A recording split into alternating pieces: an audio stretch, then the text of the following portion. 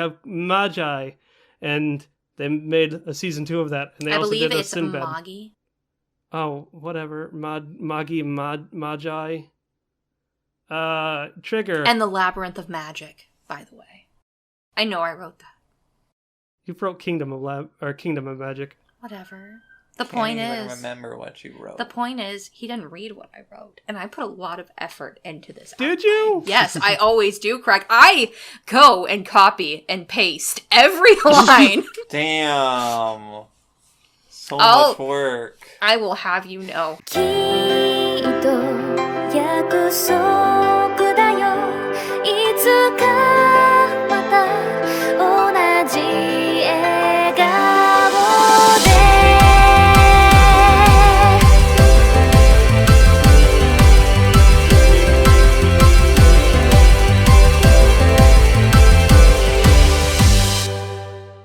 Welcome one and all to the box, the Any Chat box.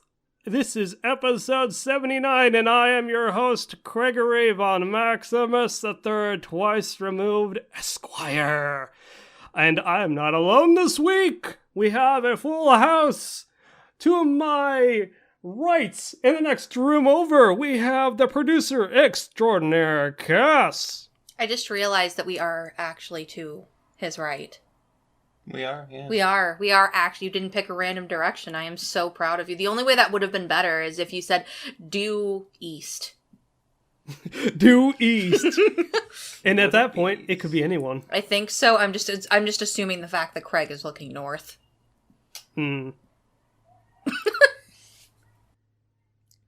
Also, to my immediate right, there is our frequent guest host, Zom! Oh no, I've become frequent now. Yeah. You're gonna be on the next episode, too. Wait, what? Oh. Yeah, how's that show coming along?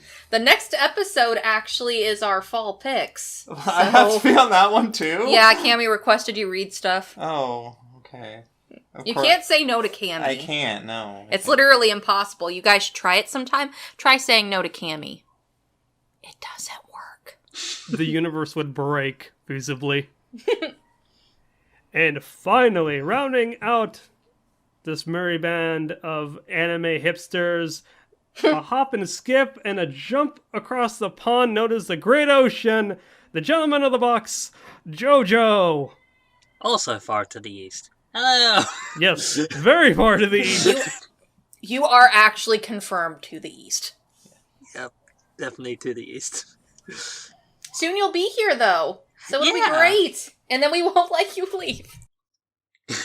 She's going to try and lock you in her closet, by the way. Just want to let you know that. Oh, I know. He's coming, around, Halloween. That's, the perfect time for me to get in the mood for, kidnapping. Kidnapping? Halloween? You can kidnap him somewhere else. Michael Myers style? Where am I supposed to kidnap him elsewhere to? Not where I sleep. You don't sleep in the closet. Still. This is Dom's secret cry for help, by the way. This is where Dominic puts his foot down. No, you can kidnap people, just don't put them in our closet. Exactly. To be fair, he does pay rent now, so I guess that's fair. Yeah. I'll put John on my side of the closet. I mean, good luck. Alrighty. Social media. We have those things, Twitter, the email, all that. Twitter.com/NHChatbox for all your short form inquiries and 280 characters or less. We post updates for the episodes when they release, typically Friday, very rarely on the Saturday, just on the off chance, but keep track of that for all those hot links.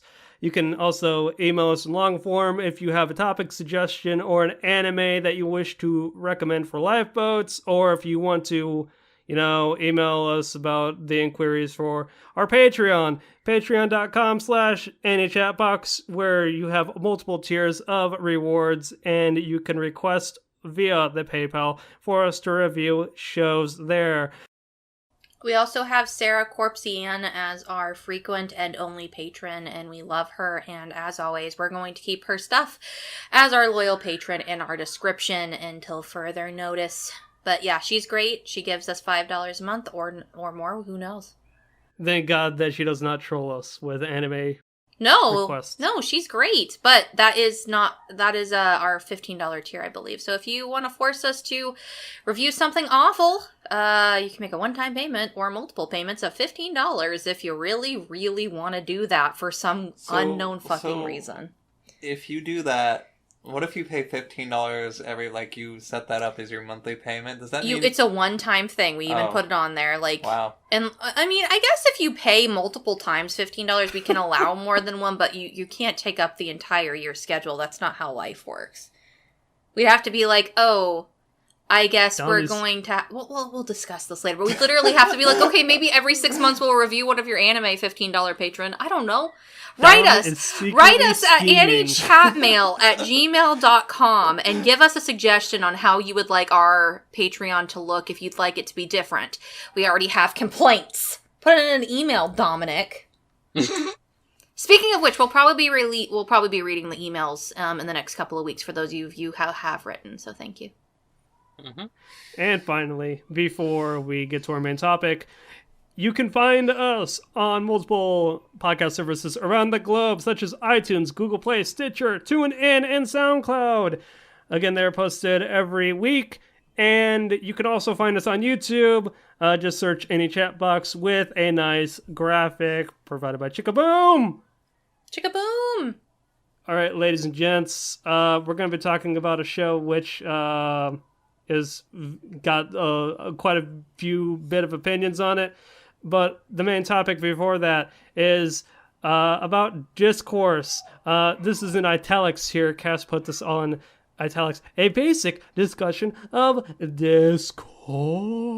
So, Darling in the FranXX has gotten a lot of discourse in fucking general. It's got to be one of the most discourse-heavy shows I've actually seen. In a while. I mean, there are probably other ones that have more discourse or discourse that's been going on longer, but if there's one thing that I got tired of seeing, it was discourse over this anime, and good God, did it go on forever. And that's not necessarily a bad thing. It could be a good thing, but that's what we're going to discuss. What we think about, not necessarily discourse about Darling in the FranXX, but just discourse in general, how we feel about it, what our experiences might be, what we think is good about it, what we think is bad about it. Do you want me to read Cammie's opinions first before we go into our opinions? Yeah. Yeah? Sure. Yeah.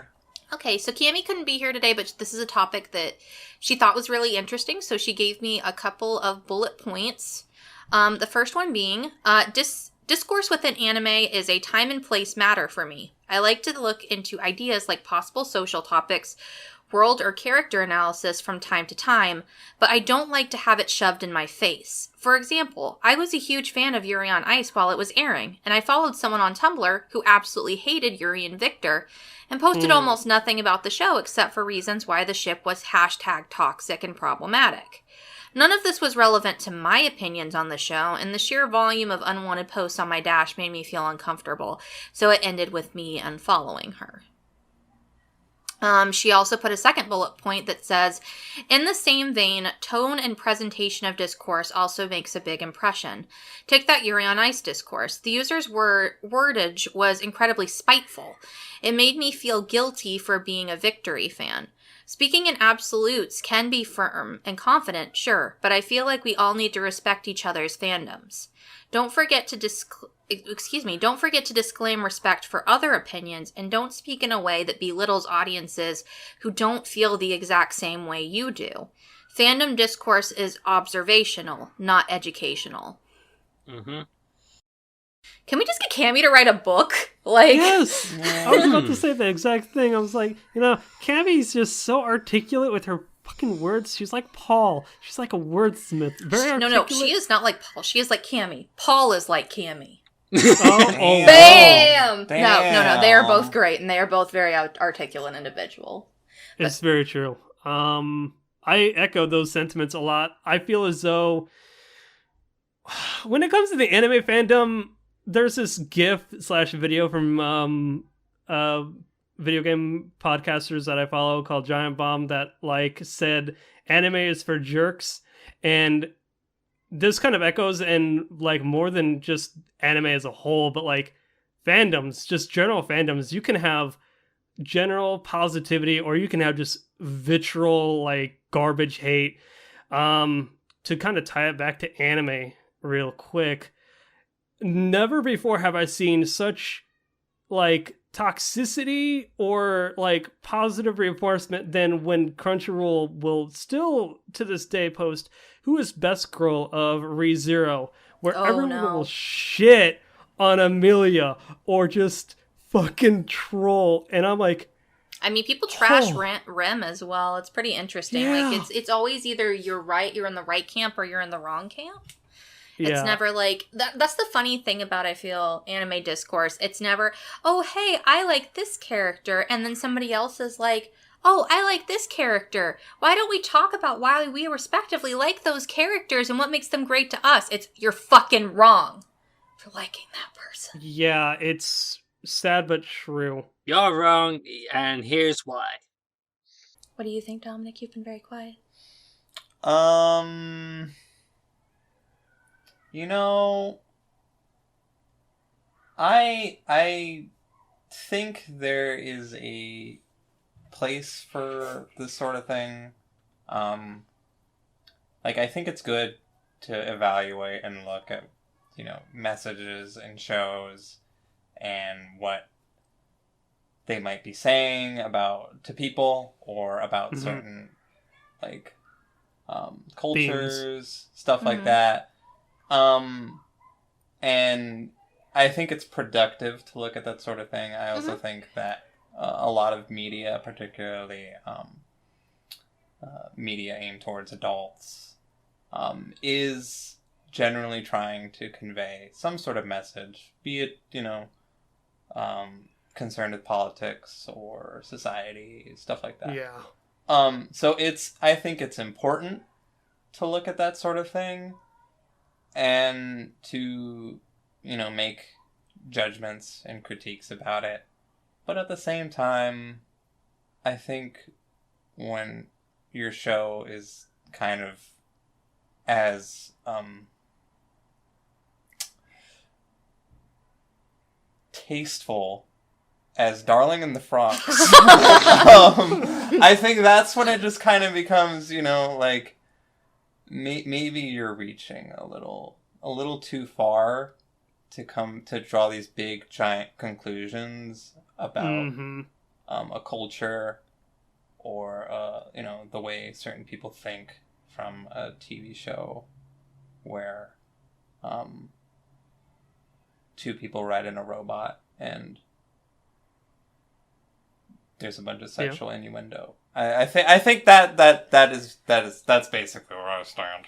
Yeah, I mean, I think I agree, and I also disagree. Well, no, I think I mostly agree. Because I think that for me, I do think that it's important, and I think it's important to bring up messages and what you think. I think the problem that I have when people take that route, especially with something like Darling in the Franxx, or, I don't know, if somebody brought up, I don't know, I'm trying to think of another show that has been, I guess Kill la Kill's another example, where a lot of people demonized you for if you were thinking a different thing. Well, I mean... here's another good one. So, something that's been really polarizing for me is that if you like Ero Manga Sensei, you are a pedophile. Yeah. Like, things like that. So, I mean, if we say discourse, do you just mean people... like actually shitting on your taste. Is it just, it could be either or. It could be bringing up a topic. It could be because like a lot of people would say that that's discourse, that the problematic elements in a show reflect negatively on you as a person, and that's the part of discourse that I don't like. Like, for example, in Cammy's personal example, they basically made it sound like if you were a fan of this ship, then you were a fan of toxic and problematic couples. Like, that's what happened with her example. If you like Aramanga Sensei, you're a pedophile. If you like Darling in the Franxx, you're a sexist. When things like that come up, or you think that women are objects that need to be pushing out babies, When people make very general statements and call it discourse, that's when I get kind of annoyed because, in my opinion, it's not really discourse at that point. Yeah. It's just shit slinging. And I think that that's what a lot of the conversations can sometimes come to, especially online. Mm-hmm. Yeah. That's true. Everybody can give their opinion, but that's the part I don't like. When somebody brings up... Like, for example, I think I was having a conversation with you, Dominic, and I was saying, oh, there was this person who told me that, you know...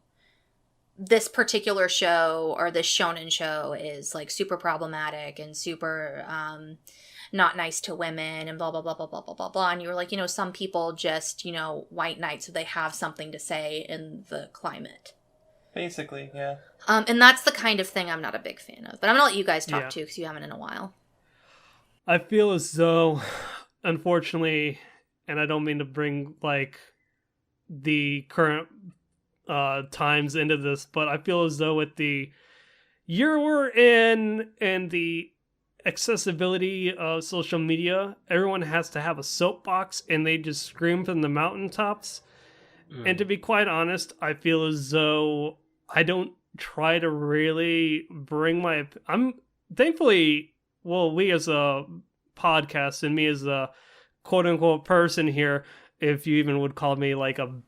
You are a person, yes, you are. An influencer, then, like, I'm lucky that no one honestly takes my opinion seriously, and that's why, like, you guys, if I can share my opinion, then I feel safe, but generally on the whole, like, if I were to get quote-unquote big time, man, I would feel very intimidated because people would just fucking shit all over my opinion for, oh man, I like Kill la Kill because it's fucking dumb and fucking, you know, Senketsu's the bomb, yo, and everyone's got to have an opinion, and it's kind of negative in that aspect, and I blame Twitter. Twitter is a good yet awful thing. Well, Tumblr can be that way too, though. Oh yeah. Before John makes a comment, I did want to mention, like, there are good parts of, like, having conversations and discourse as well. Like what Dominic said, sometimes when somebody just brings a topic to the table and is just productive about it and wants to just make a statement about, oh, hey, this theme may be here, without insulting an entire group of people, it's more productive in pushing something that you may not have seen before, which I think is great. But it brings a totally different angle to the table. Like, I think I saw your guys' conversation when I got home. Pete was talking to you about the show that we're going to be talking about and how he viewed it. And, like, we have our friend Zach also has, like, a deep dive. Like, he likes to deep dive into things. Well, it's all about presentation, how you present yourself in a conversation, a debate rather than pointing fingers and saying, no, you're wrong because I'm right, and Rem is best girl, and fuck Amelia. what do you have to say, John?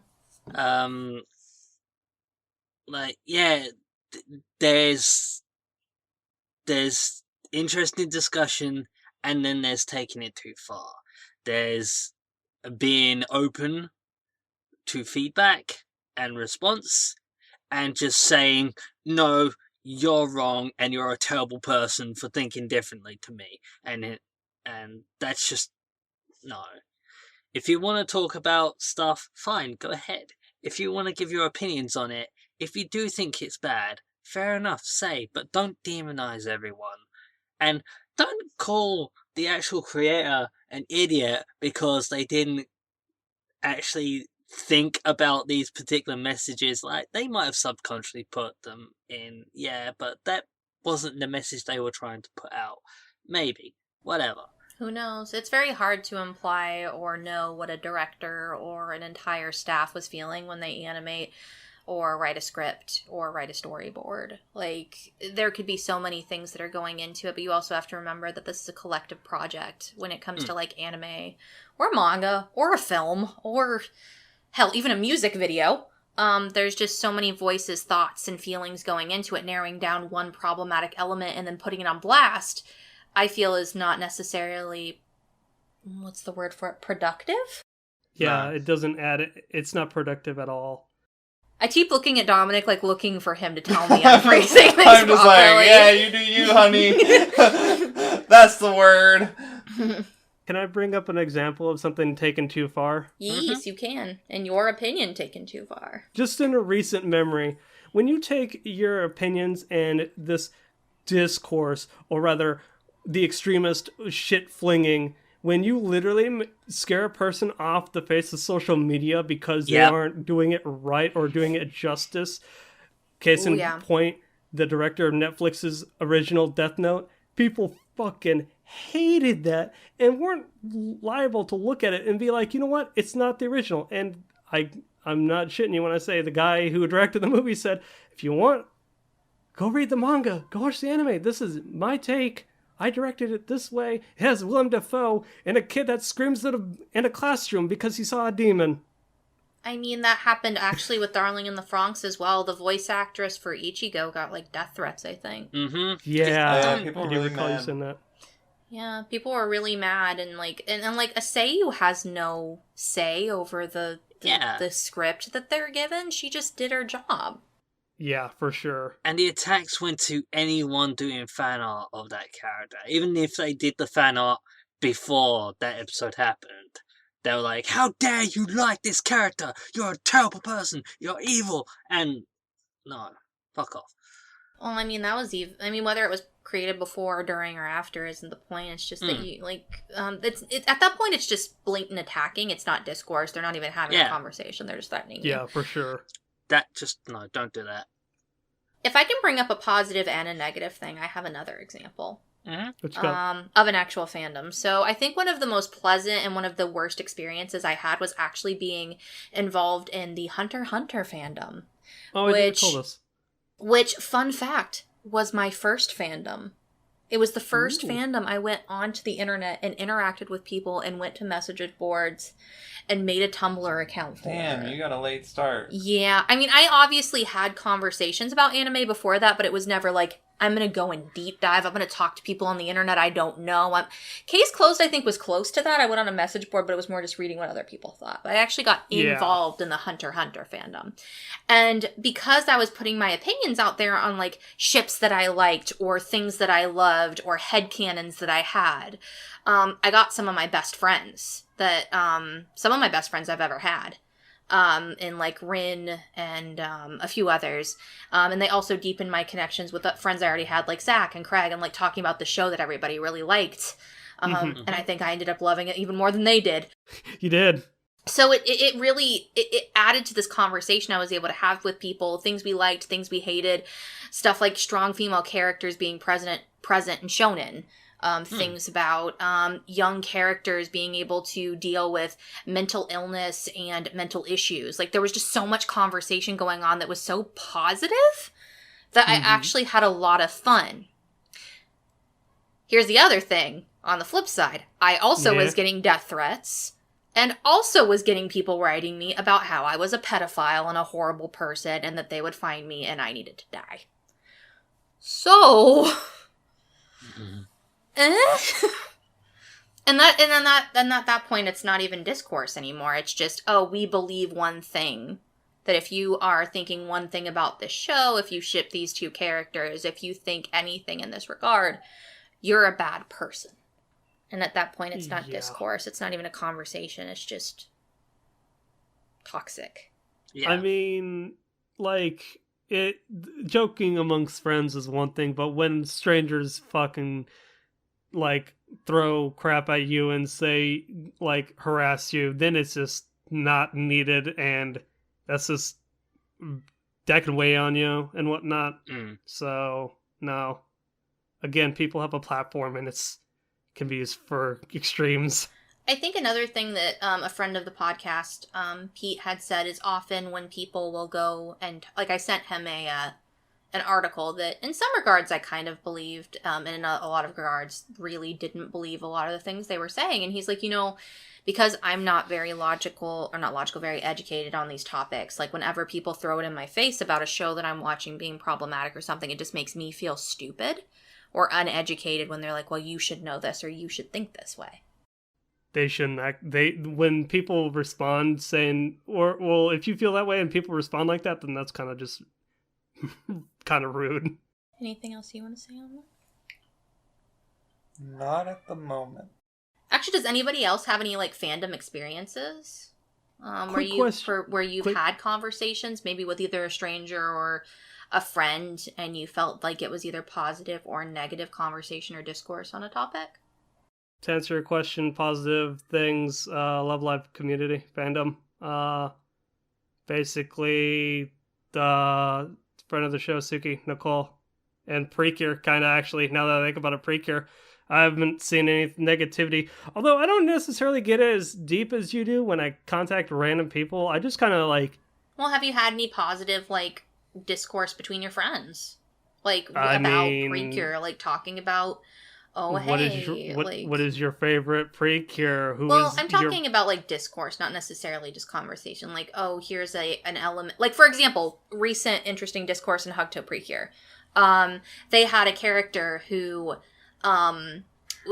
basically came out, a dude wearing a dress, and was like, I'm a dude and I can wear a dress if I want to. And that blew up. With positivity and negativity, and there was a lot of discourse about it. Did you have anything on that one? I feel like I didn't see any. I have distanced myself from. Why is that? That could be a topic in and of itself. Because it's probably just too much to deal with at times. No, it's just I used to be super active in like Precure fandom on Twitter and stuff, and I was always talking to people and sharing stuff and everything. I guess I just got overloaded. I don't know. I don't have too much in the way of like negative. I mean, positive is good. Experiences with it. Just because with Precure, it was like it was a kid's show, so generally I was just kind of like, oh, you know, you'd have lots of very simple conversation, and then the more intense conversation generally had to do with like staff and stuff like that. Oh yeah. You'd occasionally get people who were up in arms about certain things. I remember last season. This kind of blew up a little bit. Last season. Last season had 6 Precures. And then one of the Precures, this is kind of spoilers. Just be vague. So there's a boy character that kind of gets like magical powers, but he's not a Precure because he's a boy. About. People got really upset that this male character did not end up being a Precure and stuff. And there was like slight discourse about that. I remember. Yeah, I remember there was lots of discourse when Happiness Charge was coming up, but that show was a little weird with some of its themes. Didn't Hugto Precure have some initial discourse about it being about children? Yeah. So when Hugto first got revealed, people were very cautious and apprehensive because of the style, So you have the 3 main girls. Curiel is a cheerleader. Ange is in their like outfits or style that they're like, cheerleader, nurse, flight attendant, which are very sort of basic, standard jobs for women. Generally not very, generally jobs that don't express a lot of like agency and stuff like that. And then you had them caring for a baby, essentially, was the premise of the show. And that was basically all we really knew about it. So everyone was like, oh no. Which is what, even though despite that, the staff that we knew at the time was like really nice. It had, the director is someone who is basically a magical girl, like someone who's been working on magical girl shows for basically ever, going as far back as, Sailor Moon. And Tutu. Yeah, and Tutu. And a bunch of other, and other shoujo shows. among other prolific staff members. So the staff looked really good, but because the premise looks so inherently kind of like not sexist, but women, here's your roles. Kind of in that, yeah, very. I've seen that argument. Like very patriarchal in that sense, because it had that sort of like that sort of image at first. People were really pissed, and even I was at the time. I was like, oh, I don't know. But the show came out, and I saw a lot of people who originally held that sort of thought process. Yeah, and they basically turned around completely and were like, oh, the show is actually really good and actually has a lot of good messages and stuff. So stuff like that. But yeah, that was just something I observed just by being on Twitter and not really actually talking to people. It's just something that blew up that much that it kind of came in my direction. But as of late, I don't actually dive my feet too much in the fandom, really. I have a question, or more, 3 words for John that I want to discuss. I know we're going a little over, but that's fine. Because John hasn't got to talk a lot. And if there's one thing that I think when I think of the word discourse, it's this lovely little show called Sword Art Online. And I know John has definitely had mixed experiences in that regard. So do you want to... I know you didn't bring it up yourself, but I feel like that's something you could definitely speak to at least a little bit while we have some time. If you want to, or you can talk about something else. No, that is actually a very good example. Like, you've got the usual, like, this is a bad series, you're a terrible person for actually liking it, and just like, that's not discourse, but that's... I love Sword Art Online, I love the light novels, I love the anime series, I'm really enjoying the games. Are they perfect? No. Are there problems with them? Yeah. Could they be better? Much better. But I still really enjoy them. And just that vehement, this is bad and you should feel bad for liking it. Just, that's horrible. Let people enjoy what they enjoy. But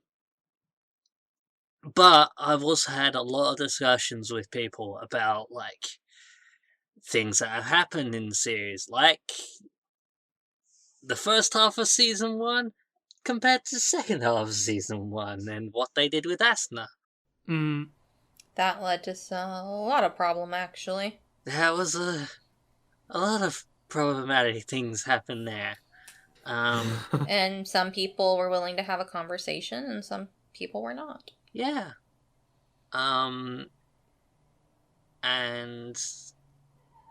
also the whole thing with Sugu, and, like, people absolutely hate her, and okay, fair enough. Is there a specific topic that you may have not agreed with or had problems with, other than the fact that people typically don't tend to go into why they hate Sword Art Online? They just tend to say they hate it. But do you know of any particular topics that may have come past your point of view that may have either been positive or negative?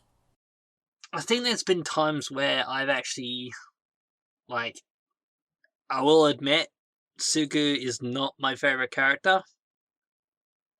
But there was a time where I was like, hang on a moment, let me just try and sort of play devil's advocate here and try and actually have a discussion about this character. And if you actually pay attention to what she does, she realizes how her feelings are bad and tries to do something about them. And it just happens to be that the world shit on her, and she just happened to choose the worst person possible to try and get over her feelings for Kazuto by trying to have feelings for Kirito. Now, okay, so choosing someone who already is in a relationship is a bad idea, but she didn't have any clue that Kirito and Kazuto were the same person at the time. Okay, so basically the conversation is that this character is manipulative or... It wasn't so much she was trying to get over her feelings for one person by trying to pursue feelings for someone else. Not so much she was being manipulative about it, she just tried to pursue someone else. When it blew up and she realized the truth, she was in an emotional state and ended up, blaming Kirito, which, yeah, fine. Bad on her, she shouldn't have done that. But Okay. she was trying to make progress, and she was trying, and it was like, no, she's a terrible person, and you're bad for liking her. I didn't say I like her, I was just trying to play devil's advocate and have a discussion. So basically, people had made conversation about the fact that she may have made some problematic decisions, and you tried to point out things in the narrative that may point to the fact that she may have not been completely at fault, and you got attacked for it. Basically. And I think that's the big thing that we've been trying to get to with this topic, is that it's good to have conversations. It's good even to, as Dominic said, and we didn't talk about this as much, but put things into a political or more cultural light, just to spread information, but also to not do so without taking an audience into consideration, because you are, at the end of the day, putting your thoughts on display and should react with the proper etiquette. Mm-hmm. Mm-hmm. That's basically what we're trying to get at with this long 36-minute topic. Mm-hmm. Just be kind, people. If you want to express your opinion, that's fine. Just don't shit on other people in the process. I mean, it's not worth it. It's not worth, being a dick online. Don't be a dick. Why would you want to be? Your opinion is just as important as everybody else's, and just because something may be problematic to you does not mean that it is problematic to somebody else, and maybe you could have a conversation to try and sway one way or the other, but at the end of the day, just respect each other. And if there's one thing I've learned, because I have been guilty of this many a time, sometimes it's okay to walk away and take a break for a little while. Mm-hmm. When things are getting a bit heated, because at the end of the day, we're all just watching Japanese cartoons. Yeah, it's stupid cartoons. Jesus. And with that said, ladies and gentlemen, we're going to roll right into our review. The show that is on display this evening is the collaborative works of A1 Pictures, CloverWorks. They're A1's Koenji. Yeah, Koenji Studios, rather than their prime headquarters, which is located in Asagaya.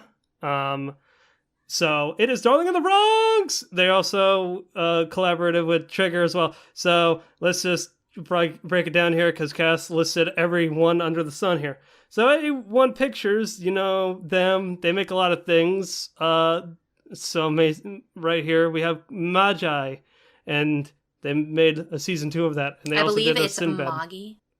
Oh, whatever. Magi. Trigger. And the Labyrinth of Magic, by the way. I know I wrote that. You wrote Kingdom of Magic. Whatever. The point Can't is, even remember what you wrote. the point is, he didn't read what I wrote, and I put a lot of effort into this. Did you? Yes, I always do, Craig. I go and copy and paste every line. Damn. So much work. I will have you know. Okay. Trigger. You know them as the former Gainax people who made their own thing with Imaishi-san. They made the Kill la Kill, and they also made the Luluko. The CloverWorks, again, them being a property under the A1 thing to give them, quote, their own identity. They are still working, I believe, on Persona 5, the animation. Also, they're going to be doing Ace Attorney 2, so hey, there you go. Alrighty, Synopsis goes as such. In the distant future, humanity has been driven to near extinction by giant beasts known as the Klaxosaurs, forcing the surviving humans to take refuge in massive fortress cities called the Plantations. Children raised here are trained to pilot giant mechas known as the FranXX. The only weapons... Honk. The only weapons known to be effective against the Klaxosaurs and boy-girl pairs, bred for the sole purpose of piloting these machines. They do machines. These children know nothing of the outside world except war and are only able to prove their existence by defending their home and race. Hiro, an aspiring FranXX pilot, has lost his motivation in life, man, #real, and self-confidence, also real, after failing an aptitude test. Damn. This guy can't get a break, any. Skipping out on his class's graduation ceremony. Hiro retreats to a forest lake when he has a chance encounter with a mysterious and hot girl with 2 devil horns on her head called 02. She introduces herself as the codename 02. Fun fact, Oni, it's cool. Which is known to belong to an infamous FranXX pilot known as the Partner Killer. Before Hiro can digest the encounter... That's an interesting word. Digest the encounter. My name is list, ladies and gentlemen. The plantation is rocked to its core by a sudden Klaxosaur attack. 02 engages the creature in her FranXX, but it is heavily damaged in the skirmish and crash lands near Hiro, finding her partner dead, of course. 02 invites Hiro to pilot the mecha with her, and the duo easily defeats the Klaxosaur in the ensuing fight, with a new partner by her side. By his side, rather. Hiro has been given a chance at redemption for his past mistakes. But at what cost? Can you taste the kiss of death? Past Sure. failures, not mistakes, because Hiro didn't actually do anything wrong. Things just doing wrong for him. Yeah, sure. Yeah. Well, no, it's not at this point in the story anyway. As far as we know. So speaking of story, where do we begin? Guest host. Why do I have to? Why? No. I'll start this. I passed this show on the first 3 episodes to on the premise of, man, this is an interesting collaboration. You never see Trigger kind of collaborate with A1. I have a shit ton of fun facts about this goddamn show here. If you want me to fucking rattle on and ramble, I could, but short and sweet so far. I found the premise in the first couple episodes interesting. However, as time went on, I feel as though I kind of realized I wasn't necessarily on board, but... Do you want me to rattle on fun facts? You are more than welcome to. Okay. Hey guys, did you know that the director, Atsushi Nishigori, he hasn't really done much directorial-wise, but he directed The Idolmaster. Oh. The head writer, Noitaka Hayashi, also created Plastic Memories. He was the head writer along with Atsushi Nishigori. I never finished Plastic Memories. I remember liking the first episode. I hear it's sad. It is very sad. The whole premise is sad. The first episode was sad. Honestly, I'm not sure why I didn't finish it. That's my, That's your shit. That's my shit. I want to be depressed every time I watch anything. Goddamn. It was basically Robot Cancer, the anime. That's what it was. Yeah, it was. You ever hear of Plastic Memories? No, actually, me and Craig were talking about it on the train here. He was like, oh. He was basically telling me this fact, and I was like, that sounds familiar. And then he showed me a picture, and I was like, no, wait, never mind. This is some moe shit I've never heard of. It wasn't that moe. Not really. It looked like it from the picture. Everything looks moe. I know, nowadays, yeah. Yeah, like everything looks that way. That doesn't mean it is. But anyway, continuing. Yeah. So music, Asumi Tachibana. She did Gundam Build Fighters Trine, all the Haikyuu music. Oh, yeah! Sorry, Haikyuu tracks are hype. Mech designs. This is of note. Shigeto Koyama. He did the Star Driver designs. And I actually went deep to try and figure out what the fuck Trigger did in this, because it seemed mostly like A1. Trigger was solely responsible for the action fight scenes, and mostly like anything that dealt with mech fights was all them. And final thing here, the character designer, Masayoshi Tanaka. Character designs for Anohana, Your Name, and Toradora. I love all of those character designs. And I actually really liked the character designs in this show, too. So there is that. We'll get to that in production, but... Yeah. Finally! Ran for 24 episodes with 2 specials! So technically it was 22 episodes long. Thank you for letting me ramble. So, wait. You said the Build Fighters composer did the music? Build Fighters Try. I think it's the same, isn't it? Might be. I'm pretty sure it's the same guy.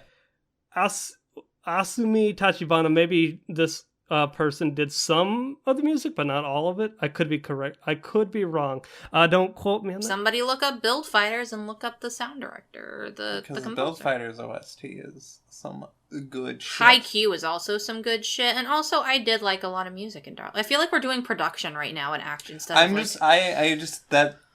feel like we started with all of the production stats. That popped out to me because I was like, damn, I don't remember a single track from Darling in the FranXX. But I remember a few. I listen to the Build Fighters OST like all the time. Let's go ahead and go to story before we talk about production, though. We are all over the freaking place, much like the story of Darling in the FranXX. You rattle on about that while I'm going to try and figure out the fucking composer of this goddamn show. Okay, you do that. And you know what? I will go ahead and start, and I guess we can all go from there. I actually really loved the first... I'd say even the first 13 episodes of this show. I thought it was really stupid. And that was Darling in the FranXX at its best. When it was really stupid. Even the tape episode? I thought that episode was really stupid, but it had some endearing moments towards the end. I enjoyed the character interactions through most of the first half, mostly because they were just very silly, stupid teenagers. And also, I really enjoyed the interactions between Hiro and Zero too. I really did. I thought that they were really natural and very fun. And I felt that the romance between them was actually growing kind of in a really interesting atmosphere. Yuki Hayashi did Build Fighters. Fun fact. Okay. Yeah, that makes... Yeah, okay. Yeah, anyway. However, I think that in regards to story, after episode 13, particularly around episode 16, the show started taking itself too seriously, and that's where it shit the bed for me. I feel like the second half of the show, its writing being the main problem I had, was absolutely abysmal, and lifted a lot of ideas from other shows very blatantly, even though that was very obvious early on that there were a couple of at least inspirations. There was some very blatant lifting from other shows, whether it was meant to be a homage or not, I cannot say. But there was some very blatant story elements that were taken for almost no reason, and I feel like the entire twist towards the end was very stupid and horribly implemented, story-wise. It was for me, it was a series of, I watched the show in chunks, and as I watched it like on and off again in dub and on and off again in sub, and I would just, watching this week to week, I would probably not have enjoyed it even less than I kind of did, because it felt like peaks and valleys where, when it fucking tried to ham it up and take itself seriously towards the back half, there was a valley full of just what I felt like they were just trying to get to the point, and I feel as though this could have been a one-core show, or maybe at least kind of like what Angels of Death is doing, where it's like 16 episodes. I would have been fine with that. Yeah, just like get to the point, but then when you get to the point, stop. It's really fucking dumb. and it's really fucking out there, and god damn. What did you guys think about the story? It was leading up to this show, I watched a lot of mecha shows, or at least I used to. Yeah, you did. Back in the day. So leading up to this show, I was interested just because Trigger hasn't really done, like, an actual, like, mech show. Like, they have, like, mechs appearing in some of their other shows. I think Little Witch Academia has a thing where... They do. Yeah, and stuff like that. Same with Kill la Kill. Yeah, Kill la Kill. You know, stuff like that. They'll throw references and stuff like that, but they haven't really done anything that actually had, like a mech show, basically. And so I was interested because, you know, the Gynax roots and stuff, so I was like, okay, you know, I'll give this a shot. And originally, I'm also someone who likes stuff like, who can enjoy something like the original Aquarion, which is really, like, campy and, like... Isn't that also very over-sexualized? It's like, there's lots of, like, sexual innuendo, and it's, like, just really stupid. So, at first when I was... orgasms. Yeah, basically. At first when I was watching the show, I was like, this is stupid. It reminds me of Aquarion. I'm having fun. And then... I think the further the show got along, the less, like, the stupidity started being taken very seriously, and then the plot would, like, slow to a crawl, and you'd have these long moments, like, there was that beach episode that was really bad. I'm glad I'm not the only one. Oh no, I didn't like the beach episode either, don't get me wrong. There was just had one element that you liked in it. Yeah, exactly. I thought it was important for one reason, but they could have taken that and put it anywhere else. Yeah, it's just, there was a lot of stuff. There were a lot of times where I just felt like the show was wasting my time, and I do agree that it could have been a lot shorter. Which is funny, because at the end you have this random twist where it's like, hey, here's this thing now, and it's like, you couldn't have brought this in sooner when you were wasting my fucking time. Yeah. So... Funny enough, not to go into details of it, but I like that twist. Oddly enough, I'll be the odd man out and say, I liked it, because it was dumb as fuck. And by that point, they didn't... The writers were like, oh fuck, we have to wrap up this show in 22 episodes? Fucking throw shit to the wall, see what sticks! Go, go, go! I mean, basically, yeah. What did you think, John? You've been very quiet. The story of this series ended up being a bit of an emotional roller coaster for me. There were points where I was really enjoying it, and then points where I was actually getting upset by it. But overall, I did really enjoy it.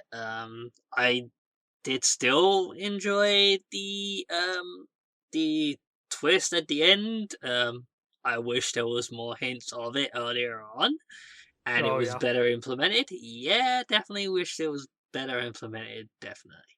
But, you know, I was still enjoying it. There was things to do with the Klaxosaurs that I was, like, pondering about, and, like, is it this? Is it that? They look like Zoids. I had a lot of fun theory spinning about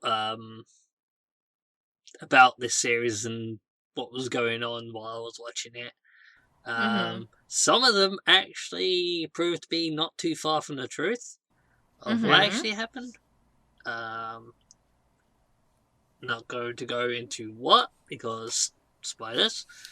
But I mean, we'll probably have a short spoiler room for this particular title. There has to be one, and that's when I'll probably let Craig read his little synopsises he made for each character, because they're great. Weird that I found the things that you're alluding to, John, kind of predictable. Maybe I watched enough sci-fi to actually kind of call them. I don't think there was anything that was like, oh, hey, we're going to have a gigantic sentient robot, without going into who or what it is at the end. That came out of fucking nowhere. The whole plot change with who the villain is, that was never implied to. Mm-hmm. Like, I don't think that's... I mean, maybe you saw it coming because of sci-fi knowledge, but I don't think that there was any implication any of that stuff was going to happen. Yeah, they didn't tease any of it out in the first 15 episodes of the show. No, and arguably, like, there was one episode towards the end where, and it's probably the most controversial episode in the entire show, but it actually goes into Dr. FranXX, the show's namesake, Dr. FranXX's backstory, and people have taken so much stuff from that episode, and almost none of it is positive. I actually really liked that episode. I really like that episode. I love backstory episodes like that. Like, at least it finally gave us the fucking answers. yeah, like, it explained what the fuck happened to the world. Why is it like? Why does these things exist? Why is it like this? I, however, do wish it had come sooner, and maybe some elements they could have explored a little bit more. Because I feel like, again, I felt like a bunch of the show when it came to the story seemed like you said, Craig, it was the best, like, summary I've ever heard. Let's throw a bunch of stuff at the wall and see what sticks. And it's just in the last 3 to 5 episodes at the end. It's like, why? Why didn't you fucking drip feed us that shit? Come on. They had time. Like Dominic said, they had time where they were prattling about, where they could have put that stuff sooner. In the beach episode and the goddamn fucking tape episode in the dorm room. Oh, Jesus Christ. Which, I mean, upon retrospect, I'm not really give them full benefit of the doubt on this, but, like, maybe they're thinking, oh man, these characters, you gotta get to know them, and they're a ragtag team of teenagers with attitude, like the Power Rangers, and... No, I didn't care, and I just wanted more world building, and it wasn't very well handled, guys. No, the world building was not very good either. Idolmaster guy, get your shit together. Although, why don't we, since we all basically agree, unless somebody else has it, do you have anything else to say on story? No, not really. Okay, yeah. Unless anybody else has anything else to say on story, maybe we should just swap to characters, because I think that's going to be the most interesting part of this conversation. Mm-hmm. Because that's where a lot of us disagree. 02 is the best character of this entire fucking show. Okay. Why? Despite her fucking saying darling all the goddamn time in every other sentence. It's in the fucking title of the show. Darling! Darling! No, I just find, like, character design-wise, I found her the most appealing. I mean, she's a girl. Maybe it's like the whole kind of like the take no bullshit attitude that she always had. I mean, there are times where she's very poorly written, but on the whole, like, I liked her in comparison to the rest of the fucking parasites, and like by association, the Nines. So that's just me, though. I personally liked a few characters in the show. I think that Goro was pretty good. I thought that I thought that the episode where he has his own kind of like foray into fighting a Klaxosaur was actually really cool in one of the more memorable episodes. I also think that people sleep on Kokoro a lot. She has a interaction with a character later on where they both find out that they're very similar people, and that they both have hurt people in their past who maybe didn't deserve it, and how that brought them closer as people and realizing that they had to learn to forgive themselves before they could form actual legitimate connections with each other. And that is one of my favorite episodes in the entire fucking show. And it's one of the deeper episodes, and it's one where it actually explores character motivations and why she acted the way she did and why this other character acted the way he did through most of the show. And they became better people for each other and in general because of it. That's what I think. That's fair. And a lot of people forget that episode even happened because of plot points that happen with her later that may or may not overshadow that. But I think she does have good character depth, especially with how she pulls somebody else out of their own pit of depression. Interesting. Also, I love 02 as well. She has a great backstory. Fine as wine. Yeah, that I like that episode. Again, it was, I could call it from a mile away. Yeah. But man, was I like was like, you know what? That's a good episode. It was predictable, but it made me actually care about her character and understand her motivations. And Zero Two's motivations as well changed throughout the show as well. So I don't think the entire cast was a loss. What about you? I like Goro. Goro is best boy. I wish I had a friend like Goro. He's pretty good. If I had a friend like Goro, I'd be pretty much fucking set for life. But as far as I actually, everyone was shitting on her for like the first half of the show. I actually like Ichigo. I liked her a lot by the end. If I'm being completely honest, I liked Ichigo by the end. Ichigo might be my favorite of the girls. She at least had an arc. She had an arc, and she developed, and she became a better person. I liked her. As far as the other characters, 02 is hot, but and I like her little like episode with her her backstory and stuff. Yeah. I thought that was cute. I think, even though I don't like... The thing is about the 02 hero pair is that I think, like, separately, they aren't really that compelling. No. But I enjoyed their little romantic interactions together. I thought that was cute, but, I mean, yeah, like, on their own, I don't find them particularly compelling or characters. I could actually even kind of agree with that, and I love 02 to death.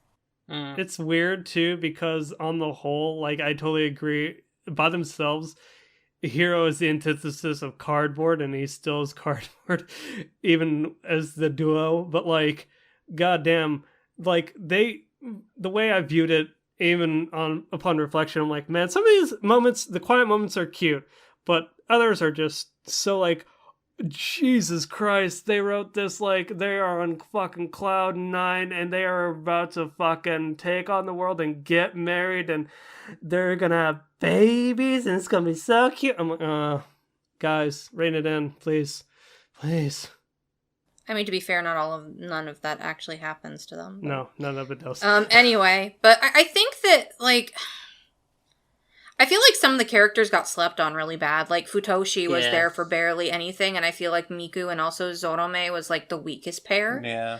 I don't know. Like, I feel like some of the characters really shine for me, like Kokoro and Mitsuru, and also 02 and Hiro as a pair, and also 02 sometimes on her own. I think she was a badass on her own towards the beginning, and that made her an interesting character.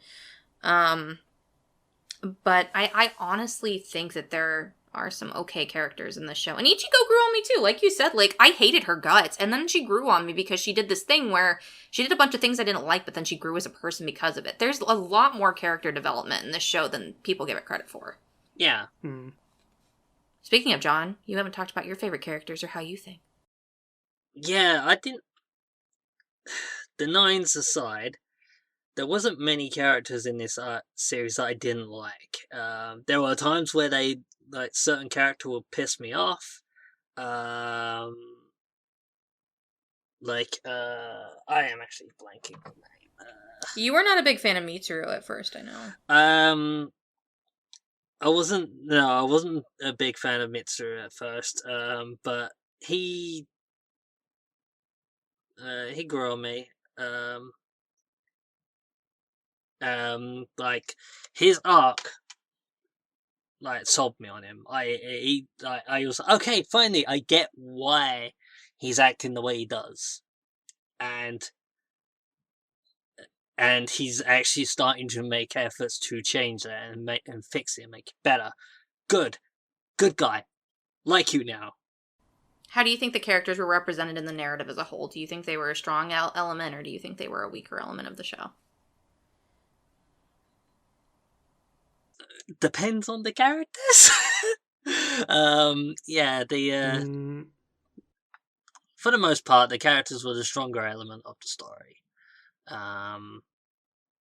And they're the main reason why they're probably the main reason why I enjoyed it. And heck, even the moments I got upset and angry with the series, I was enjoying it in the way that it probably wanted me to. Like this scene is supposed to be upsetting, I feel like, and then I got upset. So yeah. There are a couple of scenes that I'm like, okay, why did you do that? And even afterwards, I'm still like, okay, but why did that happen in the first place? So overall, you enjoyed character But representation this but year. overall, I still really enjoyed the characters and their representation in the series. And by the end of the series, there wasn't really anyone that I disliked. There was some that I was just kind of met on. I wish we got more of Zorome and Miku. This series just left me with a lot of feelings of I want more, but I think the problem I is think- they had an opportunity to give you more and they didn't. yeah, I think that's that's the one thing. of the biggest problems with the show in general. I think they wanted more, but they padded themselves out, and then they fucking tripped over the finish line. Yeah, and that came with character development as well. Should we move on to production? Yep. Yeah. I think the show is pretty. Mm-hmm. It's pretty consistent all across the board. I liked the standout IMO was the action set pieces. Again, that Imaishi style with the trigger assistant and the mech designs by Star Driver really gave them a sense of personality. No mech. The nines were all uniform, but like the parasites proper. Squad 13 all had a unique sense of style with their mechs. I think that the only thing that bothered me, because I really liked the character designs, the mech designs had to grow on me because I didn't like the fact that they had faces. Maybe that's just a personal thing. I didn't like it. I thought that the first mech battle was really cool, and then all the other mech battles looked really subpar, especially when they G'd the Klaxosaurs. Yeah, I the can get mech that. battles sucked. And I thought the first one was really cool. It set the bar. And then they didn't follow up on it. I feel like they really, really, really, really, really, really tried to drag out some of the scenes as well, or they did things that didn't make sense during the battles. Like, for example, why was there one of the Klaxosaurs that melted the girl's clothes off? And how did that battle end? Plot. I don't know. Time for hijinks! Like, that was Plot. stupid. Hmm. Also, I do believe that a lot of the choreography in the battles was not very good most of the time. But I really liked what the characters did. Like, for example, whenever 02 would walk away and, like, flip her hair, it looked really gorgeous. Mhm. Or if there was a character who was feeling extremely emotional and was expressing it, like the facial expressions, I think that the shining part of the production came from the characters more so than the mechs. Yeah, that's probably a reason. Yeah, the mech battles were not the best I've ever seen. That was probably a reason what? It's probably a reason why I was disappointed with it, because I wanted good mech fights and I didn't really get them. It's funny because when I say I liked the mech fights and whatnot, it's true. I can only really think of the beginning and the ending. And the ending screams of Trigger S Gynax bullshit IMO. And I'm like, okay, yeah, that was I want more of the ending, please. There were some really good mech fights in there, just most of them were just a bit Padded out bullshit. lackluster.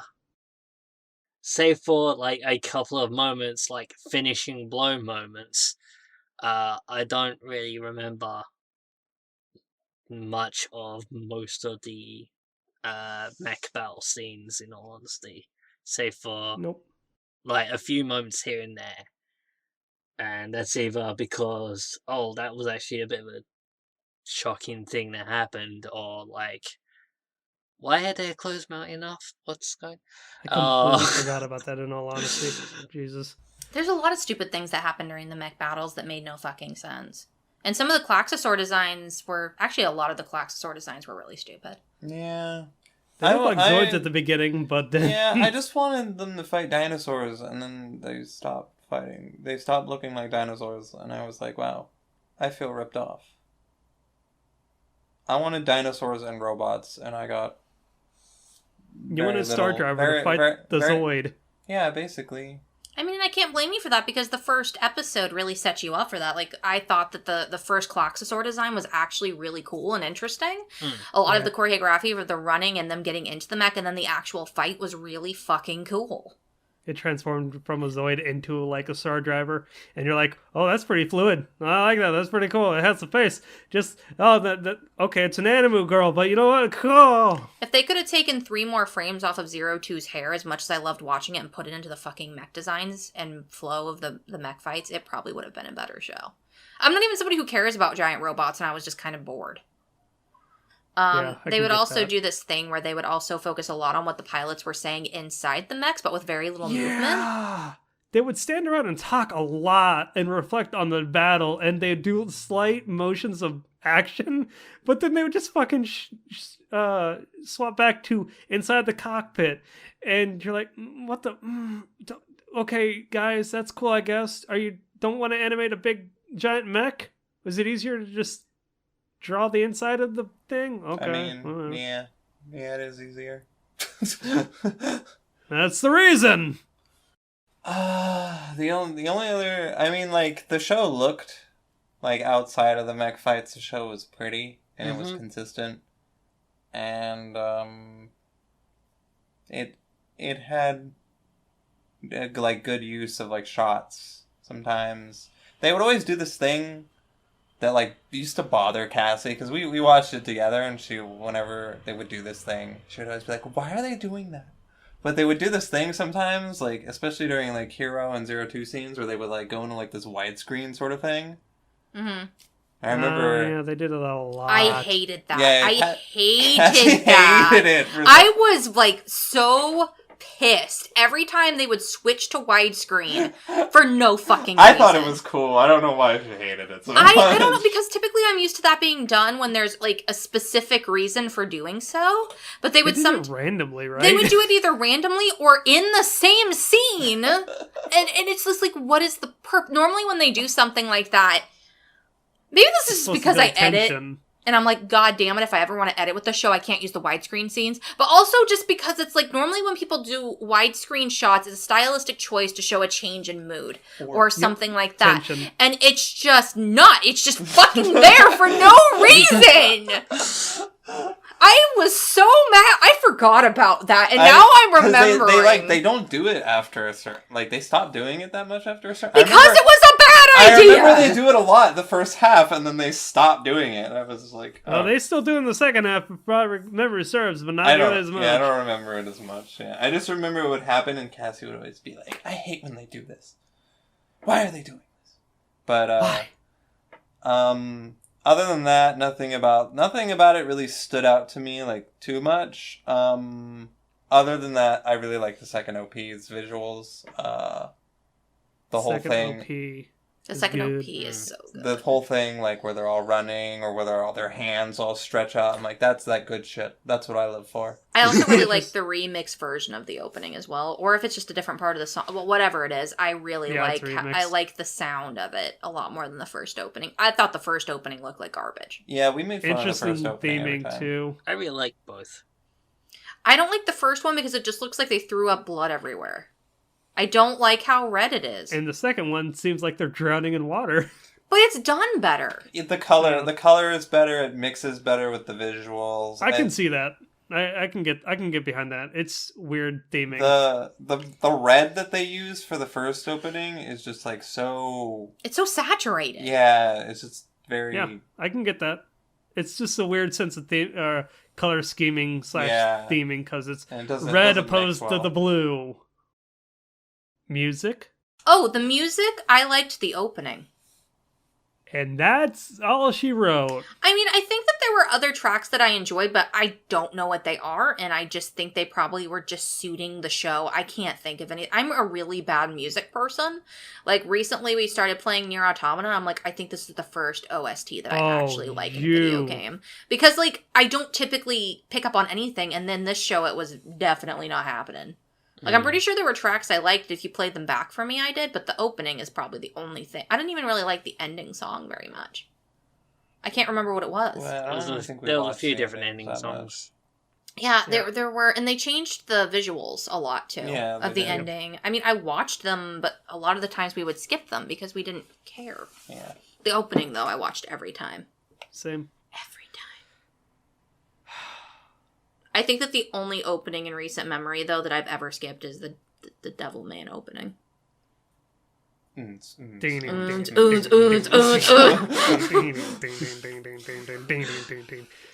mean, it's one of those few times where I'm like, thank you, Netflix. Thank you for skipping the opening. Sorry, I just did not like that one. Y'all motherfuckers watched this sub. I watched, like I said earlier, a good chunk of this dubbed and subbed. I just wanted to point it out. Cass, you've heard a clip of this. Hero's English voice actor? Way too deep for the character. Way too fucking deep. And actually, Zach from Saber of Progress actually pointed this out to me because he used to do Fandoms on this forum, VAA, the Voice Acting Alliance. A lot of the people who are in the show used to be on the Voice Acting Alliance, so good on them for getting work. I really liked Zero Two's English voice from what little I've heard of it. I think she did. I think she did good. I think the Japanese voice cast was very good. Actually, I think that Ichigo was my favorite. I think that her voice actress did just amazing. Like, even though I didn't like her very much, I think that her voice actress made me hate her more in the best way.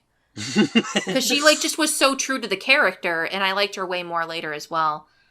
But I also for as much as I didn't like Hiro as a protagonist, I did like his voice actor. Yeah. I also really liked Zero Two as well. There's actually a really nice scene between Ikuno and Ichigo as well. Ikuno is a character we haven't talked about a lot either, because she's not really in the forefront a whole lot of the time, but she adds a lot to the second half. There's a really powerful scene that I personally really liked between Ichigo and Ikuno, that I think was really well voice acted.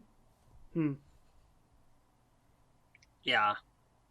Okay. Do we have any final thoughts before we move into ratings? John? Anything? Dominic? No. I'm good. I've said everything. All right. I guess we can move into ratings, and then we can have like a short. And we can just talk about our gripes with the show and the things we liked in a spoiler setting. But otherwise, let's go ahead and move on to those ratings. All right. I'm last since I passed it, so... Make the guest go first. Sure, Dom, go first. I kind of have a semblance of what you're going to rate this. You're gonna have to remind me what we did for ratings. So what you do for ratings? You were on last week. You were here last week. Okay, everybody. Just to remind everybody, because we actually haven't highlighted this in a while, the lowest score is a burn it. You did it last week, didn't you? Huh? Didn't you highlight it last week? I did, but I'm highlighting it again. Dominic forgot, and maybe the viewers at home did too. I don't know. Maybe that's the twist of Darling and the Frogs. It makes you lose your fucking memory from a week ago. Anyway. I mean, I haven't God, watched ain't that it, the fucking truth? Jesus Christ. Anyway, so Burn It is the lowest rating. Right above that is a Skip It. So if you'd recommend just don't even give this show a chance, but it's not so bad it needs to be burned alive.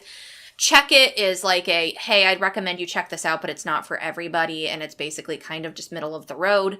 Like It is you liked it, love it is you loved it. Oh, Skip It. Okay, why? Just talk about it.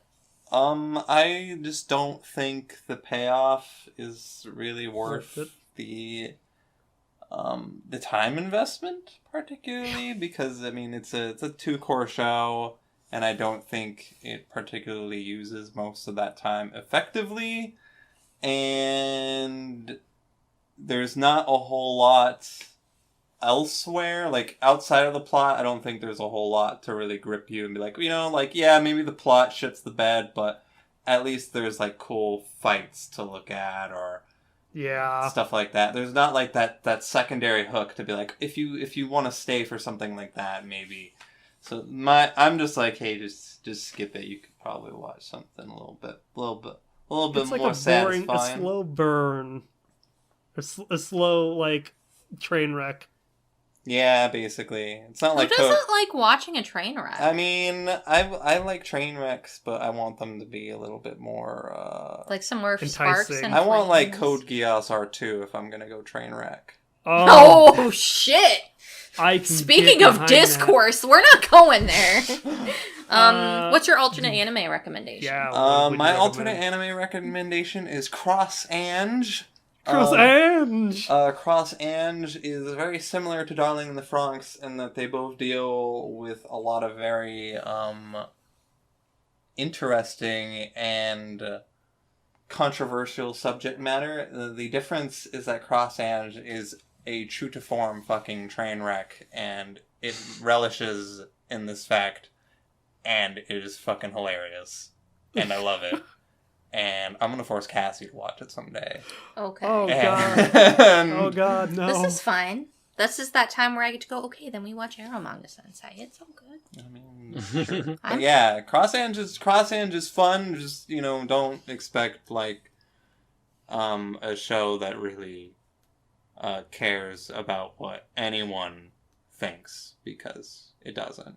Does it care what you think, though? It does not care what I think. CrossAnge doesn't give a single shit. Well, then, Jesus Christ. John, your turn. While I agree with pretty much what everyone said, I still really like the series. I did find stuff to enjoy about it, even with the ending. As dumb as I will admit this series was at times, I still enjoyed the characters, and there's things about the last episodes that I just fucking loved. And people in the Discord can see my icon at the moment and get exactly what I'm talking about. I'll talk We'll probably talk about it in the spoiler section. I'll talk about it in the spoiler section. But so yeah, I still really like this series, so I'm gonna give it a like it. Not quite a love it. For reasons that are holding it back, but I still really enjoyed it. So will admit it's not for everyone. So, but There I you think there's go. stuff to like. Mhm. As for alternate anime recommendations, I've put down Star Driver. Okay. Similar mech designs from the same mech designer, of course. There's also like heavy romance plots involved. There is. And there's characters being problematic, which can be, if you enjoy watching that kind of thing, you might find something to enjoy about it. I still really enjoyed that series as well. I know it's not for everyone again, so I think if you liked Star Driver, if you liked Darling in the Franxx, you probably will like Star Driver, and vice versa. So yeah. It's my Okay, turn, Cass. I believe. Okay, so I think this is going to be the most varied episode we ever had. So I am going to recommend that you check the show. I'll give it a check it, mostly because I feel like this is one of those shows that's very going to be polarizing one way or the other. You're going to find something that you enjoy and you like regardless of what everybody else thinks, or you're going to hate it because of all of the problematic elements that may or may not be there. And that's just the thing. Darling in the Franxx is just, one, such a timed commitment, like Dominic said, but it's also just, it's an overwhelming amount of information that you have to decide yourself whether it's so bad it's good, or just it's completely problematic and bad, or it's actually got something shining underneath all of the, roughness, like a diamond in the rough. Remember when we used to do those? That one episode? Anyway. Shoujo Treehouse. Yeah, so it's a very polarizing show, and for that reason alone, I'd say check it out. Check out the first couple of episodes, and if you are not enjoying yourself, jump ship immediately. It's not going to get any better. It will get worse.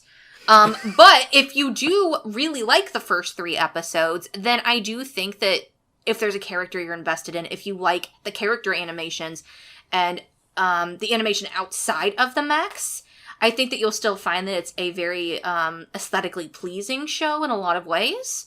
And I also am a huge sap for love stories that are really cheesy and stupid, and I felt very satisfied by the ending. In that regard alone only. So, yeah, I can see why you'd like the ending. I like the very ending, just to be clear, by the way. I get you. I totally the ending of the what show, you're talking about.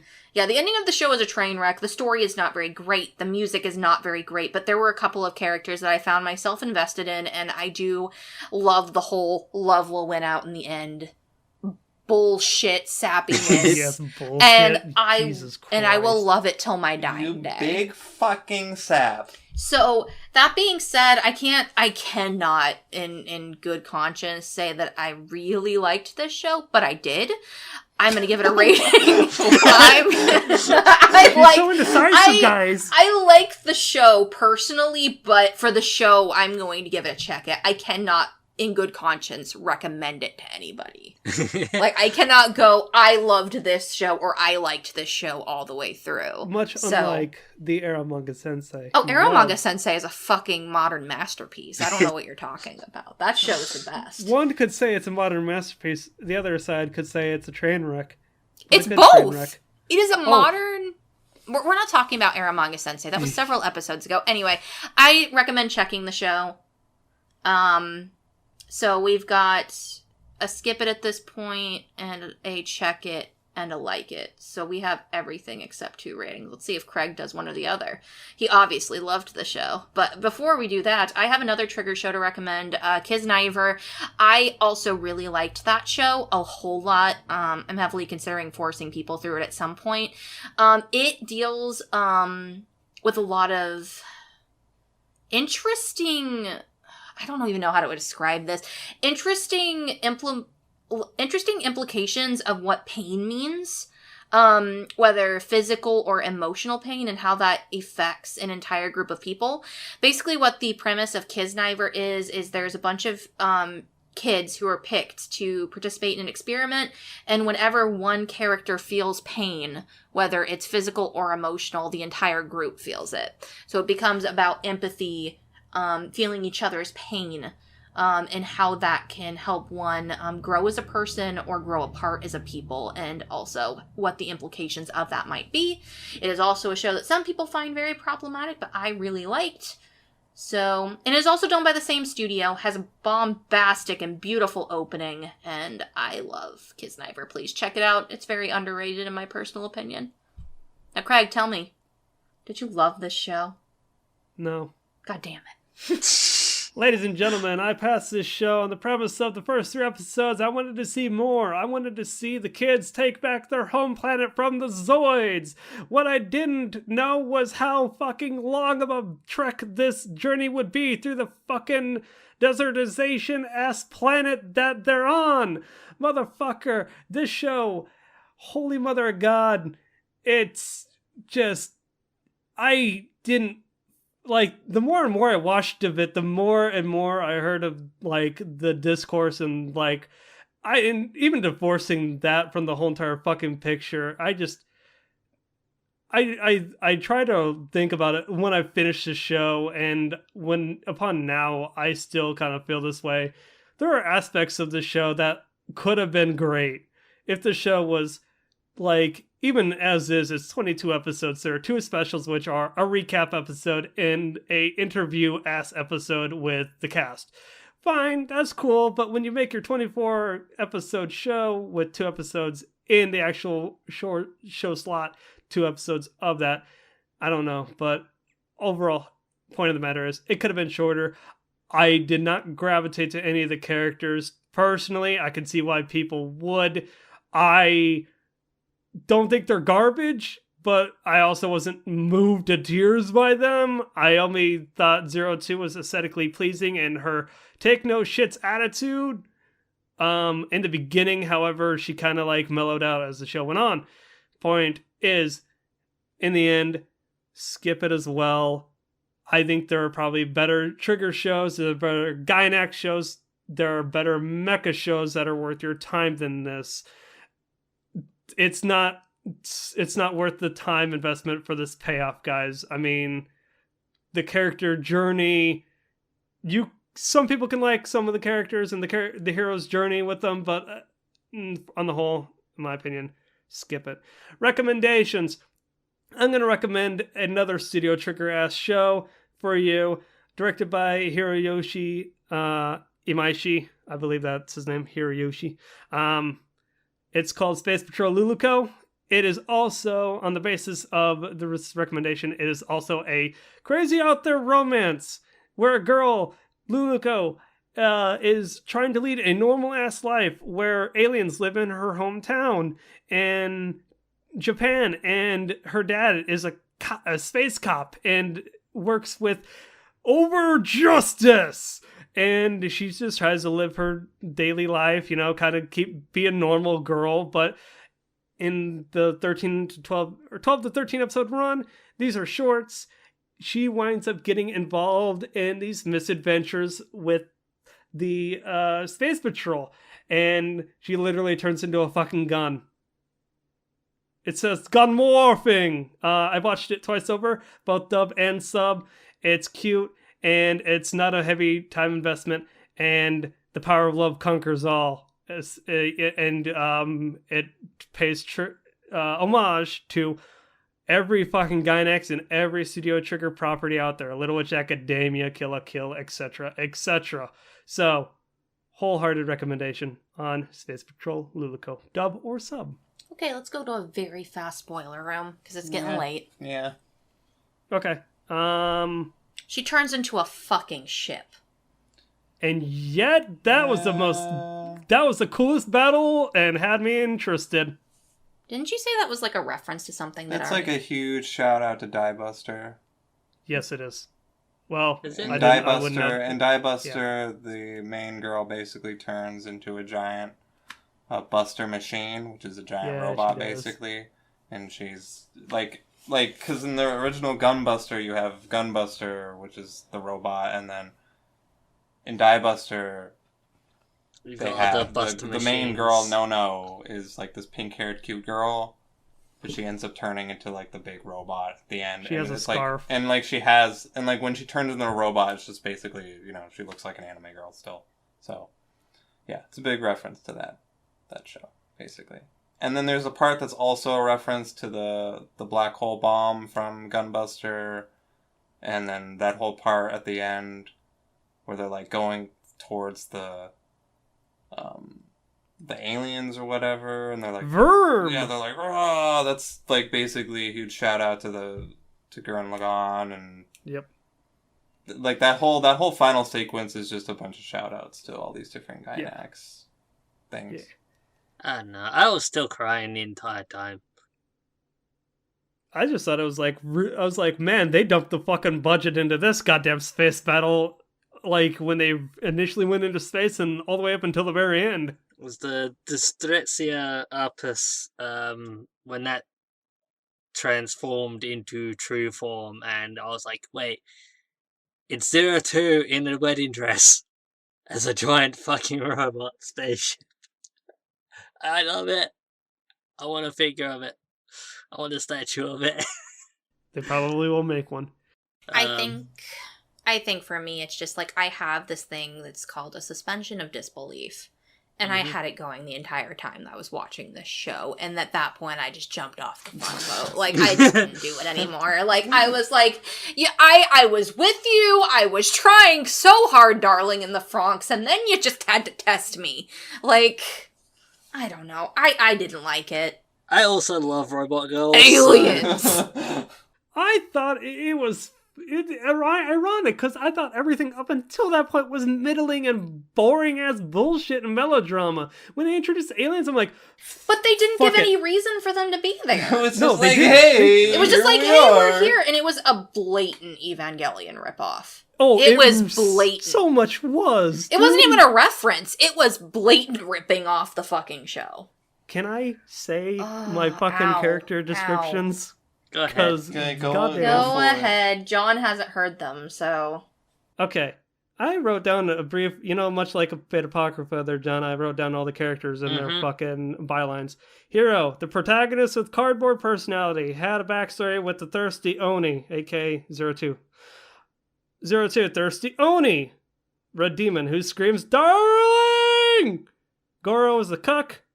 Ichigo is the childhood best friend who pines after the piece of cardboard, or the cucker, I want to say. Zorome is loud child. Miku is literally just twin tails. Futoshi is, I'm fat and I need to eat all the fucking time, so let me eat my goddamn bread. Kokoro is 16 and preggers, according to that image cast sent out.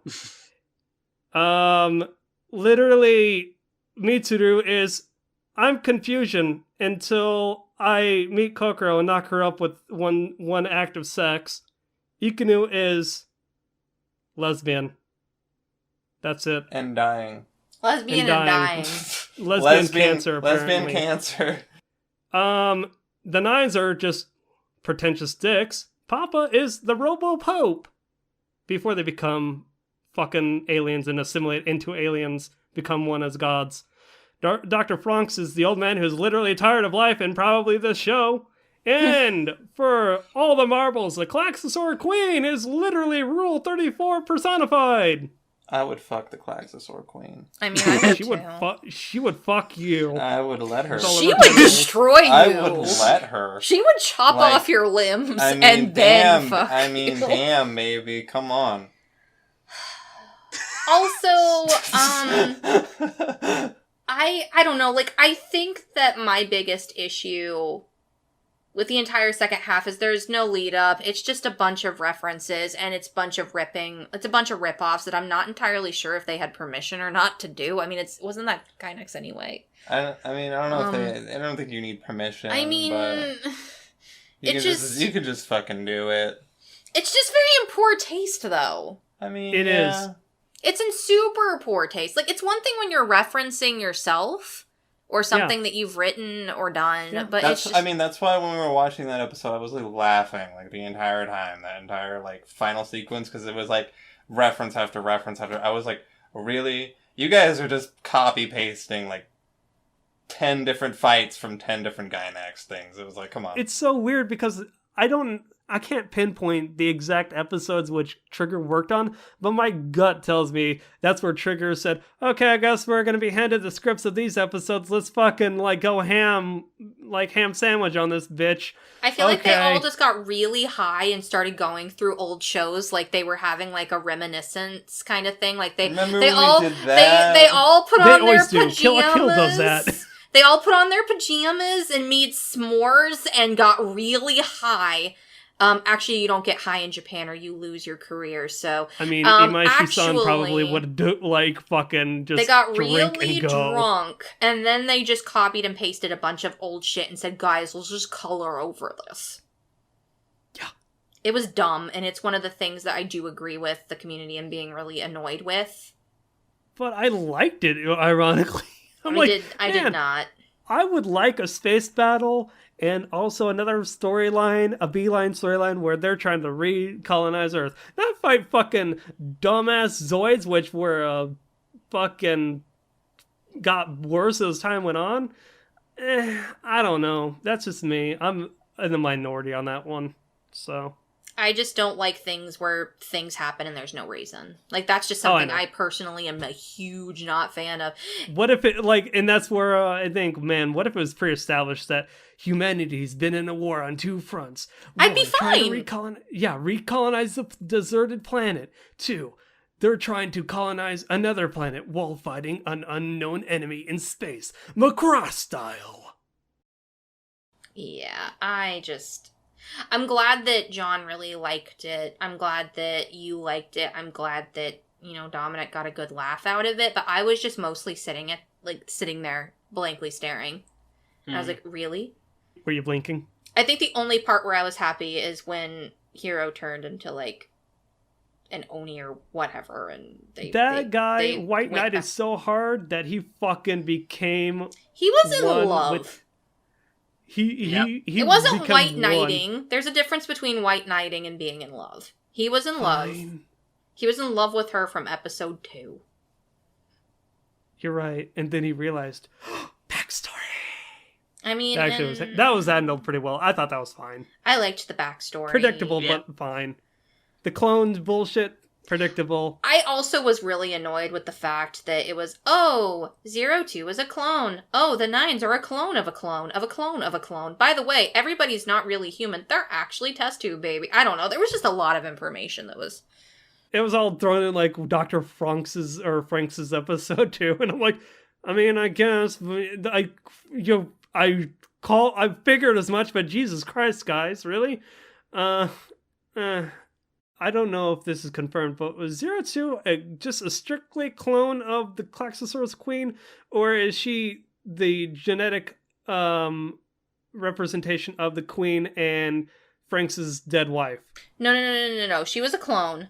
Basically what happened is that Dr. FranXX, when he had the interaction with the Klaxosaur Queen, I can't remember what he got off of her, like her hair or something. But yeah, he made a clone of her. It had nothing to do with his dead wife. I didn't know that if he had like any like extra human DNA, like his wife, he wanted to actually like make her live on in some way. I don't remember that ever being part I think if there was any human DNA, it was his.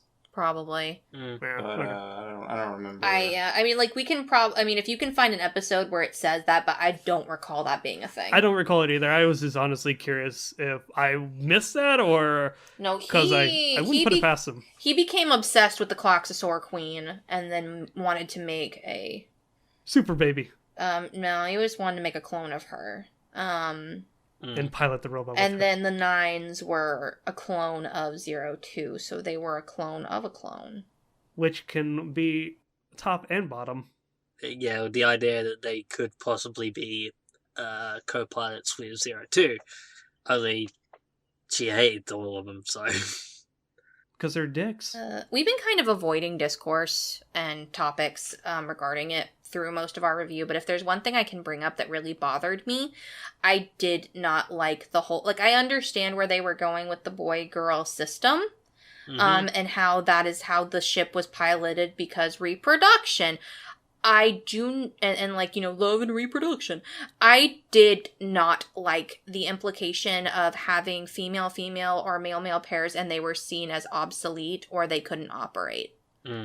I did not like that. They try to do this weird bullshit justification in that episode too, where they're like, oh, humanity gave up its reproductive thing to become immortal by consuming magma energy.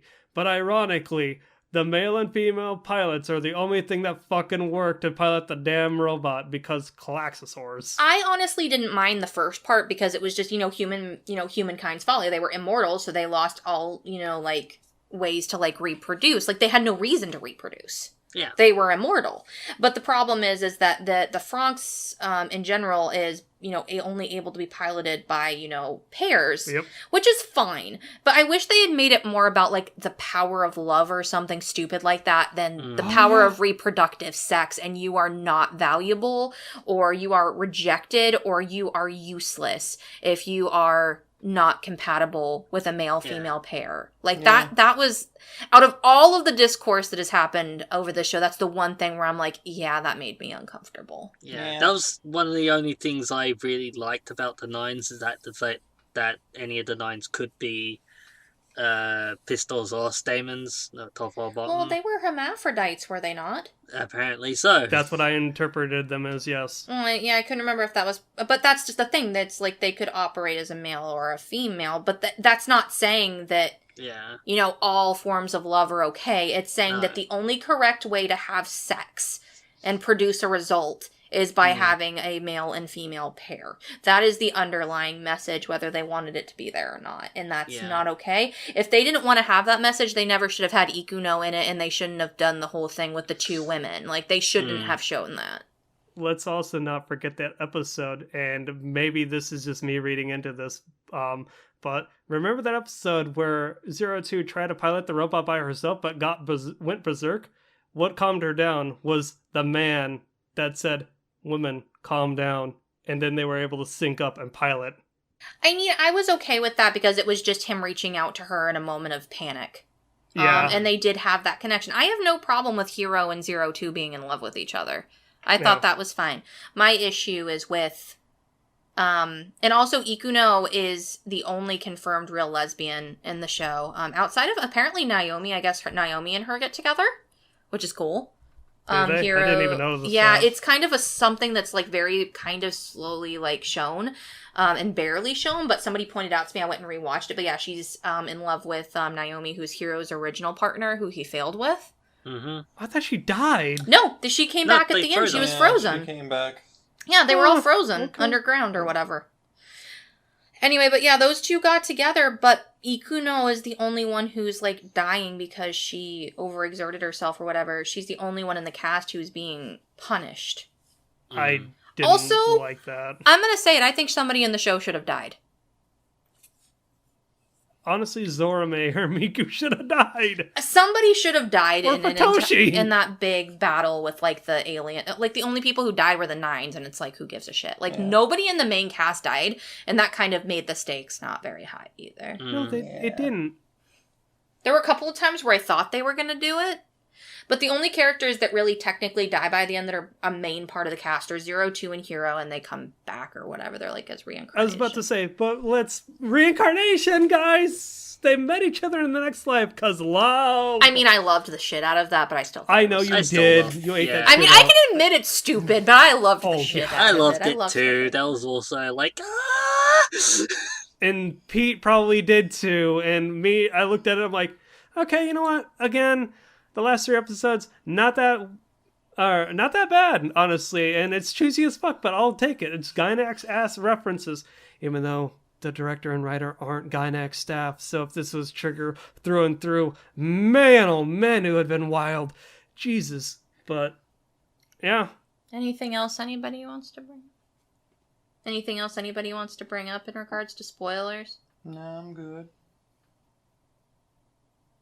I'm good. The only thing I wanted to say real quickly, I alluded to how there was stuff that I was like theorizing about, and one of them that I was actually somewhat close to the truth on was the fact that the FranXX are actually connected to the Klaxosaurus.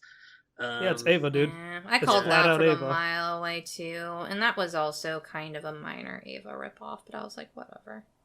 Yep. Camp here.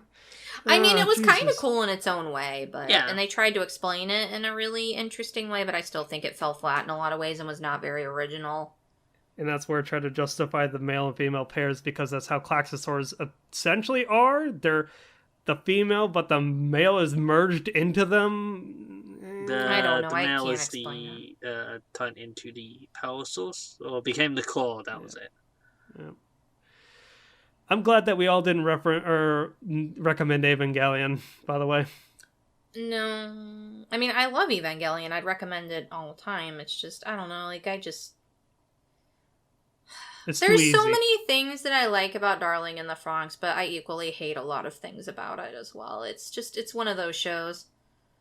I still bought merchandise from it, and I'd probably buy more. Yeah. Mm-hmm. Also, I think Kokoro gets shit on way too much. Yeah. I don't think it's fair. Hmm. But that's just my personal opinion. Because I don't go a day without seeing her getting shit on because she wanted to have a baby. I mean, I understand where some of the implications are with her character, but also I don't think she as a character is a vehicle for all of those expectations that people have. Because, like, just because and I mean, like, a lot of her actions came from her curiosity more so than her actual beliefs. Like, yeah, I mean, man, you should have been on 4chan when this show aired. There were so many threads. I don't Well, want to. half This is of why them I were avoid this lewds. shit. Yeah. And I also really enjoyed her and Mitsuru becoming a pair. Like, Yeah. I really did. And then the Their pregnancy child's thing name happened. was Love. I actually really like that their child was named I. I think it's cute. Yeah. Also, that is a legit name in Japan. Oh, I know. I'm just like, would you like some more cheese with your Juan? I don't know. think it's a beautiful name. I know. Yep. I know. I'm not trying. Again, I'm not trying to. I'm not gonna be the guy to be like, you're fucking wrong. This goddamn discourse. I mean, to each their own, man. Yeah. It is a name, and it's something that people name their children. Yeah. One thing that I did like, I think there was a line, and Dominic liked it too, was something like, we want to be better for our children so that they can grow up in a world where they can, like, what is it, like persevere or have a good life or I don't something. I remember can't the line. remember. I don't remember the It line. it was just really good, though. It was a really nice line about, like, living for your children's futures and stuff, and I thought that was really neat. To break the shackles of the man, to defeat the oppressor. I don't know. No, it wasn't anything like that. It was like, we got to try and be better as people for our children so they don't repeat our mistakes, kind of thing. Yeah, that's Leave the- humanity as a whole. Leave the world in a And I better liked- state. And I like that. Mm-hmm. I'm glad parasites weren't nerfed by reproduction. Mhm. Anybody have anything else to say before we just get out of here? It's been a long fucking episode. Yeah. I'm good. I'm good. John? Yeah, I can't think of anything else.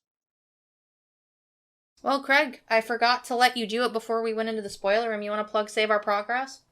Save Our Progress! Hey guys, the last time Save Our Progress aired, it was Pete and Zach. They did a solo episode because Paul came to town, so we all had a good old time. Pete talked about Tales of Berseria, and Zach talked about Berseria, and Zach talked about the One Piece, and they both talked about the double-decker taco known as Double-Decker Doug and Creel. This week, or to timestamp it, whatever, time is nebulous at this point.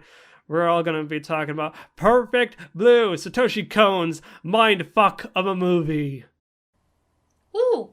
Yeah, so with that being said, this has been episode 79 of Any Chat Box. I've been Craig. Up to my right has been Cass and Dom, and over the pond is the gentleman Jojo Joestar.